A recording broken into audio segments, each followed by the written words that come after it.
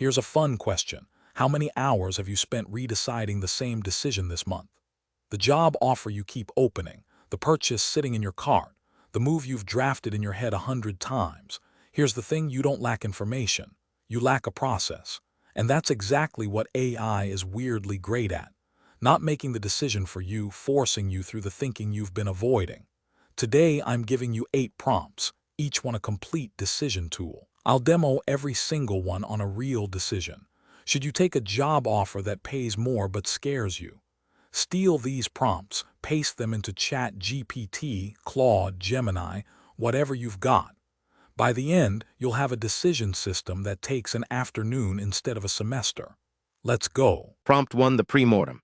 Psychologist Gary Klein invented this for teams, and it works even better with AI. Paste this, it's 1 year from now.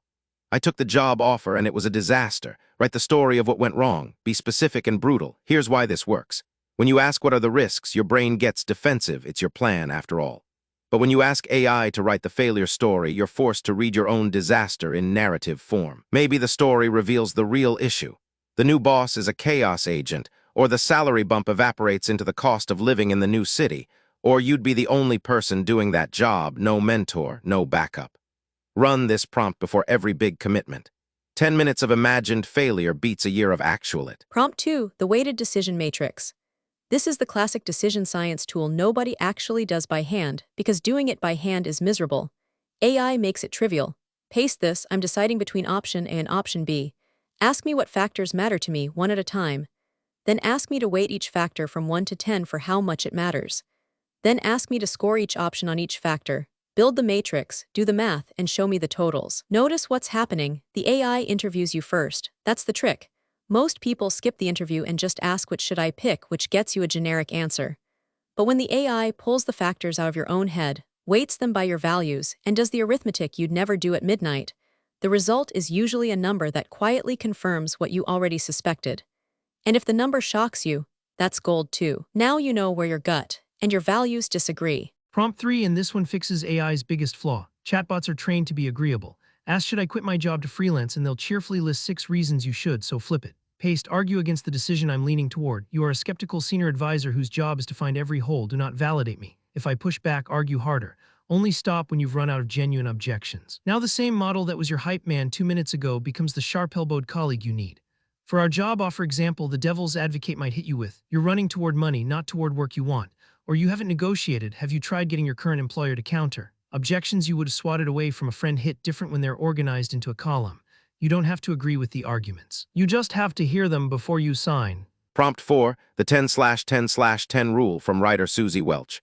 You'll feel one way about this decision in 10 minutes, another in 10 months, and another in 10 years. The trick is seeing all 3 at once because your emotions only broadcast the first one. Paste this. Take my decision and write 3 short paragraphs, how I'll feel about it in 10 minutes, in 10 months, and in 10 years. Base the far future one on what typically happens to people who make this choice. That last sentence is the upgrade. You're not asking for prophecy, you're asking for base rates, which AI knows from a few million stories of humans making this exact call. Run it on the job offer. 10 minutes after accepting, terror. 10 months, either settled in and learning or job hunting again, both are recoverable. 10 years, this specific job probably doesn't matter much. But the pattern of whether you run from discomfort or through it, that compounds. Notice how the decision got smaller and the meta question got bigger. That's the point. Prompt 5, regret minimization. This is Jeff Bezos's famous framework. He projected himself to age 80 and asked which choice his 80-year-old self would regret not taking. It launched Amazon. You can run the same simulation in 30 seconds. Paste. I'm deciding between staying in my comfortable situation and taking a risk. Simulate me at age 80 looking back. Write what regret, if any, each path leaves. Then tell me which regret research says tends to hurt longer over a lifetime, regrets of action or regrets of inaction. That final twist matters because the answer is well studied. In the research on end-of-life regret, people overwhelmingly regret the things they didn't do, the chances not taken, the words unsaid, far more than the attempts that failed. Failures fade into stories. Roads not taken just itch. For the job offer, if you stay and wonder what if for a decade, that's the expensive outcome, not taking the job and hating it, because that ends in a story and a course correction. The regret test doesn't remove risk. It just prices the invisible one, The cost of never knowing. Prompt 6, second-order consequences. Most bad decisions aren't bad at step 1, they're bad at step 3. First-order thinking, new job pays more money, good. Second-order thinking, wait, who has to react to me leaving? What happens after the move? Paste this, take my decision. Play it forward as a chain, I do X, then what happens, and then what? And then what? 3 levels deep, including how other people and systems respond to my move. Chess players call this thinking in moves, not pieces. For the job offer, the chain might go, I accept. Then my current team loses their only specialist right before a big launch. Then the reference I'll need next year is a manager who remembers the timing. Then the new role's growth opportunity means 3 people's jobs at 1 person's salary, which is why it was open. None of that shows up in a salary comparison, and all of it shows up in your life. Second-order thinking isn't pessimism. It's just refusing to be surprised by the obvious. Prompt 7, red team your plan. This comes from security teams where a red team's entire job is breaking in before real attackers do. Your version, paste here is my plan. You are an independent red team. Your only goal is to break this plan.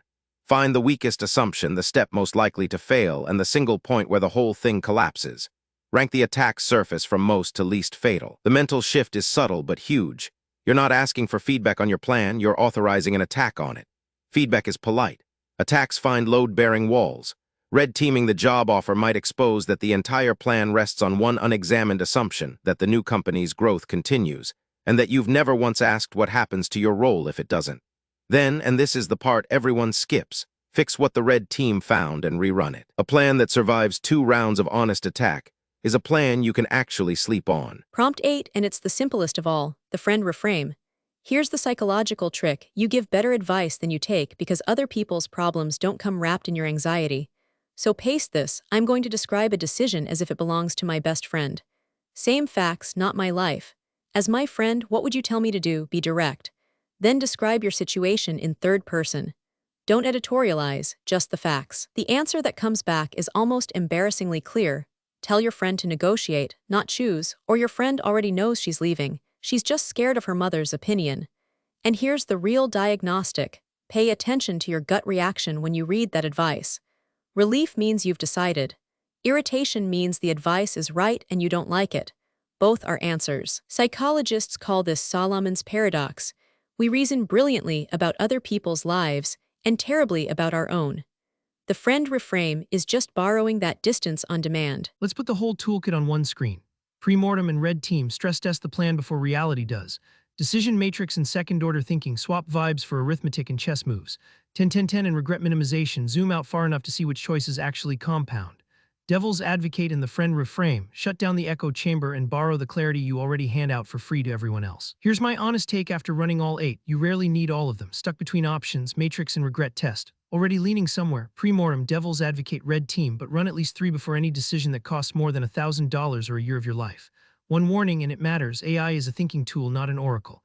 If a chatbot ever tells you it knows what you should do, it doesn't. It knows what people like you usually do. Your job is to figure out whether your people like you today. That distinction is the whole game. So what decision have you been chewing on for weeks? Drop it in the comments. I read everyone and I'll run the best ones through these prompts in a future video. If this saved you a month of spiraling, the subscribe button is right there. 2 videos a day on AI tools that actually earn their spot in your workflow. Next up, I'm building an entire business website with AI in 1 hour, no code. You don't want to miss whether it's actually good. See you there.